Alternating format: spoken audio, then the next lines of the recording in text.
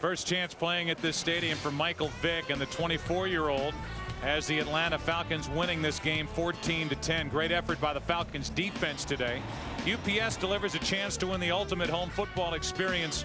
Just log on to foxsports.com on MSN. The numbers for Vick: Tiki Barber had another big day, 100 yards on the ground on 21 carries, and Algie Crumpler with his first 2-touchdown game in his NFL career.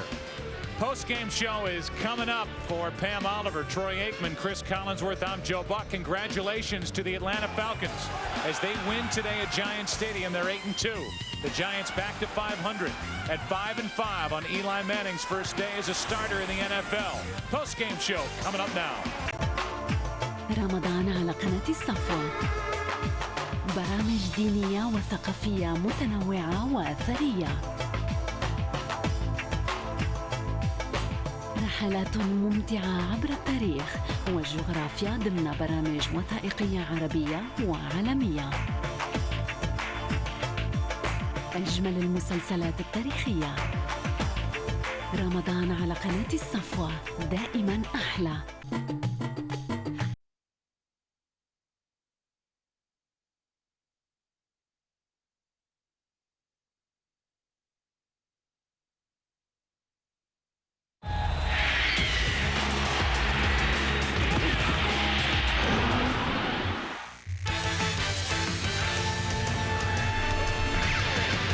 Week 11 of NFL Prime Time. The Manning brothers in the spotlight. Peyton chasing Dan Marino's TD pass record and catching up back. Eli takes the reins for Big Lou. While Big Ben runs into some big trouble in Cincy, Drew Henson's Dallas debut caps a day of frustration for Tuna in Baltimore. Broncos and Chargers tied in the AFC West. Denver lays it on early in New Orleans, while San Diego looks to blow out the Raider Nation again. In the NFC East, would it be another romp for Philly, this time against the Skins? It's an early football feast on NFL Prime Time.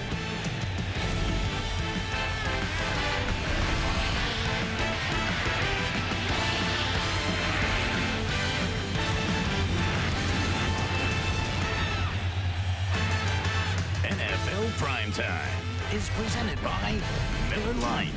Primetime is Miller time. And now, here's your host, Chris Berman. Hello once again, everybody, and welcome to NFL Primetime. Chris Berman along with Tom Jackson. We're early, but it's better to be early than late from all of us. Happy Thanksgiving. Happy Thanksgiving. Happy Thanksgiving out there. It's a thanks of sorts to some of these ball clubs. We try to sort some things out here. Crunch time now. Crunch time. Well, yeah, crunch time, and a lot of teams giving thanks that they had a chance to walk away today with a win. Didn't look that way the whole game. You know what? One of the divisions, the NFC Norris, a division in which 4 teams are within 1 game. That includes Eddie Drummond and the Detroit Lions and the Minnesota Vikings. So why would we show Drummond? Well, 2 punt returns in the 4th quarter last week. Opening kickoff, and he could go all the way. Jose Cortez, number 1. I don't think he's going to get. Are you kidding me? He returned. My goodness, he is now tied NFL record, more than that in a moment, with 4 returns. He's this year's Dante Hall. 4 kick and punt returns this season. Dante Culpepper right back to Jermaine Wiggins from East Boston. And watch this. 2 out of 3 falls to curfew, and boom. He's for the pin, for the knockout. We're tied at 7. So Cortez goes, we're going to pooch kick this from now on. And so as a result, they get it up to the 40 that way. Lions good field position down to the 1.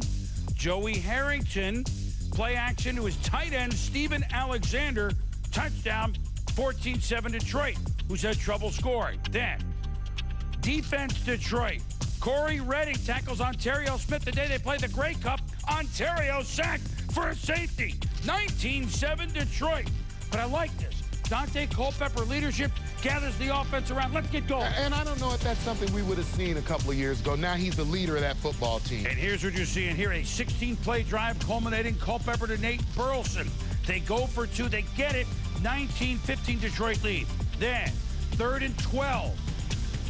6.5 left. Culpepper looking for Larry. Looking for Curley. Finds Mo. Mo Williams. Down to the 1. First down. And then, it's a touchdown by Mo. And it's 22-19, the Vikes. So Detroit now trailing. First time today. Joey Harrington picked off by Antoine Winfield. And the Vikings spot the Lions a large lead and come roaring back and win it by the count of 22-19. So Minnesota snaps their 3-game losing streak. Detroit has now lost 4 in a row going into Thanksgiving. And Joey Harrington, 12 in 1991. What? You know, it just looks like Joey Harrington is regressing as the season has gone on. Here's a guy who's not regressing as the season goes on. If you think of the 2 punt returns in the 4th quarter last week that Eddie Janitor in a Drummond had against Jacksonville, they played a little overtime in which the Lions lost the game, and then the opening kickoff, which just took a matter of mere seconds today. Now check this out. 18 minutes and 47 seconds, and this guy is pretty good. This guy's pretty darn good. Meanwhile, other side of the line, congratulations to him at Detroit not getting the wins. Minnesota, hey, they can win this division. They can win it 6-4. Well, and you got Dante Culpepper working without his best weapon in Randy Moss, and I thought he did a great job today of spreading the ball around. 7 different receivers, 22 of 32 for 233 yards passing the football. And I think that he understands clearly if they're going to get to the playoffs, he might have to do it for a while. You know, I don't know whether aggravated hamstring, whatever it is, he might have to do it without Randy Moss. And so I think the football team is getting you used to that. And I love the animation on the sideline where he took control of the football team. Let me tell you what we have to do in order to get a win. Well, and again, they snapped the losing streak, and so Minnesota's played well the last couple of defeats, but that's not good enough. Now they almost lost this one. Now they roll. They're back to the Vikes at least for 1 week. Now, when we return, Donovan McNabb and the Eagles, we saw their response Monday night after their first loss. How would they do against division foe Washington? Donovan spreading it around. And Ben Roethlisberger, he's running real fast because the Bengals had him running real fast. But Ben Roethlisberger wins his 8th straight game for the Pittsburgh Steelers. We'll be right back. NFL Primetime. Presented by Miller Lite. Grab yourself a great-tasting low-carb Miller Lite. And in part by Visa, proud sponsor of the NFL. Get ready for the game. Each week. The Arizona Cardinals could be 500 at Thanksgiving. Dennis Green's squad has been hot lately, but Dennis decided to change a quarterback. More on that in a moment, as is the fullback Casey Kramer blocking for Nick Goings. And Goings, he could be Goings all the way. So Carolina down to what, their 5th running back, 57 yards for a score, and Carolina leads Arizona 14-0. Sean King starting instead of Josh McDowell. And King's pass tip picked up by Colin Branch, and he could go all the way. Oh, down to the 1 line. But they got it in, and Carolina goes on to slice and dice Arizona 35-10. Goings at 121 yards. So tears of McDowell benched. Yeah, and you know that questions are going to be asked of Coach Green, even though Sean King threw for 343 yards, the touchdown. Garbage 3 INTs are going to stand out. You won 3 out of 4 games. You made a change at quarterback. Meanwhile, the San Francisco 49ers. Here is their highlight. Bad news for them, it's a punt. Andy Lee punting for the Niners in Tampa at the new Sombrero. Look at it, keeps goings and goings and going. 81-yard punt. But unfortunately, you can't score on a punt. Canada, you could. And they would punt again? No, they would punt again. Meanwhile, Tim Rattay picked off by Torrey Cox.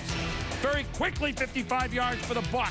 So Rattay picked off, and watch the block here. Yeah, Simeon Rice come back and throw a great block on Justin Smiley, who wasn't smiling after that block, lifted him right off his feet. But, you know, Tampa Bay playing with a lot of enthusiasm, and Brian Greasy leading the pack. So on this one, Tom, great defense, Tampa Bay. I know they're playing the Niners, 35-3, holding them to 197 yards. They had 5 sacks. Good news, Joe Jurevicius. Remember what a clutch receiver he was the Monday night? He scored 2 touchdowns. First time he's been in the end zone since the Monday night opener a year ago in Philly. He's had a tough run back. Great story. And the Niners' worst start since 1979 at 1-9 since I took over the team then and things got better. Peyton Manning. He can't get much better than him. How many touchdown passes for him? Curtis Martin running for the record books, and the Jets trying to run with the clock. Could they win in Cleveland? ESPN, and the hits just keep on coming. The legend of Brett Favre continues to grow. The Packers are riding a 4-game win streak when they head to the Lone Star State to tackle the Houston Texans. Packers, Texans, live tonight. Then, the Super Bowl champion New England Patriots take their 8-1 record into Arrowhead to face the big-time offense of the Kansas City Chiefs. Packers, Texans, live tonight. Patriots, Chiefs, live Monday on ESPN. Each week, ESPN has your ticket for the best in sports. Mondays, fulfill your need for speed as we bring you the best in two-wheel, open-wheel, and off-road racing. Thursdays are action sports days with the wildest moments of X Games and beyond. And remember, ESPN is always your home for the great outdoors with hunting, lumberjacking, and some of the biggest fish you've ever seen. The best in sports each week, only on ESPN. Chevrolet Fantasy Ticker is brought to you by the new Chevrolets. 10 new cars and trucks in 20 months. An American revolution. You can take your pick with the numbers of the Indianapolis Colts. One of them, only 9 teams in NFL history have scored 500 points in a season. They're on pace. Peyton Manning, 31 touchdown passes. You know the record. Touchdown passes in the year. Dan Marino, 48. And on we go. What kind of stampede will we see today from the Colts going into Chicago? Has played some good defense, that's for sure. So there's Peyton, 31 TDs in 9 games. So what happens first possession? Marcus Pollard with a little dink, and then a dunk. And it's 7-0 Colts that quickly. In Chicago, a team that's played well, but a team that has trouble scoring points. You already have them on their back heels, although twice, Tom, Lance Briggs had a chance. And then with the Bears down 7-3 on the following kickoff, they had another chance, and Chicago's been so opportunistic on defense and special team. Dominic Rhodes at the fumble. Todd Johnson. Oh, and he can't grab it, so it's Colts ball. Yeah, you try to fall on the football, get possession, don't try to pick it up and take it anywhere. And so as we look back at it, that was really their only shot. So Manning makes the Bears pay. Reggie Wayne, stately Wayne, pretty pass, you think? Absolutely. Oh, my God. Now 14-3 Colts. Edgerrin James. You kind of forgot about him a little bit. Twist. Look at this. Whoop! And look at the whoop! And then here's another move, and he goes, whoop! This is the Edgerrin James that we remember. Big day for Edge. After the Bears lost the fumble deep in their own territory, can't do that with this team. Manning to Marvin Harrison, touchdown, 24-3 Indianapolis. Yeah, and you watch the corner here. He gets threatened in the flat by Edge right there. He comes off the coverage too soon. Safety can't get over. Easy pitch and catch for Marvin Harrison and Peyton Manning. 27-3 at the half. This time, 27 yards to Wayne. Manning his 4th touchdown pass of the day. 34-3 Colts. Then Edgerrin James. Now we should point out that Edge, that's the last of his 23 carries for 204. They win the game, obviously going away 41-10. Manning sat almost the whole 4th quarter. James did the same thing, and they put up this bunch of numbers. The Indianapolis Colts now, as a team, have scored 339 points in 10 games. And, Tom, here it is. I mean, just look, I know the pace thing is, but Dan Marino threw 10 games in which he threw 48 touchdown passes in 1984, had 29 TD passes. Peyton, 35. How many is he going to get? Yeah, I think he's going to score well over 50, 52 plus. But when you look at the weapons, when you look at Pollard, Clark, Reggie Wayne, Harrison, Edgerrin James, he's got more weapons maybe than anybody who's ever played the game. So the Colts have won. They began the day tied for first with upstart Jacksonville. Once upon a time when Steve McNair was playing all the time for the Titans, and he's missed some games this year because of an injury he suffered earlier in a loss to Jacksonville. The Titans used to own the Jags. And like the old days, McNair to Derek Mason, that's what we remember. 10-3 Titans in Jacksonville. But Jacksonville, game as they've been all year. It's come back 13-10. And look at Deke Cooper make a great play and keep the ball. They finally down at the 4. And so what happened? Yeah, faulty blocking scheme here. Greg Favors going to come off the edge. McNair backs up right there, gets himself in the end zone. He is hit untouched by Favors. That's going to be a safety. And so the score now 15-10. Jacksonville, God, they make some big plays in the 4th quarter. On 4th and 1, McNair to Aaron Kinney. They throw for it 21 yards plus a face mask flag on the Jags. Then Antoine Smith. Remember him a few years ago? Patriots, before that, Bills. Antoine Smith, the big back now with Chris Brown hurt on this day. Smith had 95 yards, and so it's 18-15, and they go for two. Look at McNair. He pulls in, barely gets in, 18-15 now on a two-point conversion. Last chance, but Byron Leftwich watches as David Garrard, not the same magic as Leftwich, at least not on this day. Rich Gardner picks it off, waters the plants, and McNair and the Titans win a big game. I know they're only 4-6, but you never know. They stay in the hunt somewhat. Tennessee 18, Jacksonville 15. Earlier this year was 15-12. I think these teams slug it out. Yeah, not great numbers for Steve McNair, but I think we all have to realize how he's gutting it up to get out on the field and play. I can't imagine that he's not hurting every single play of the game. And so Jacksonville falls to 6-4, game behind the Colts. The Jets, Herm Edwards, under fire. The Jets, for them, blowing a chance to maybe win the game at the end last week against Baltimore, settling for a tie because of clock problems. Early on, Quincy Carter and the Jets had Browns problems. Cleveland Browns problem. Tommy was sacked 5 times early. Yeah, you see 3 men coming from the left side. It's 3 versus 2. They bring more men and you have a chance to block, and they pin Quincy Carter in the pocket. I thought they really did a great job of getting upfield, the ends, whoever was rushing, making sure they didn't give him any lane to the outside, pinning him inside, and getting the sacks on him. 5 sacks first half, 6 in all for Cleveland. Meanwhile, Jeff Garcia under pressure for the Jets. Throws it away. Sean Ellis drives him to the ground. Garcia would leave with a strained right shoulder. Kelly Holcomb would take over just before the half. Now, Phil Dawson had made 27 straight field goals, but he missed not only once for Butch Davis, but with the score of 7-3 Browns in the fourth, he misses twice. So the Jets, needing breaks, a tough spot on the road, get rare misses from a normally reliable kicker. Even the mascot, what?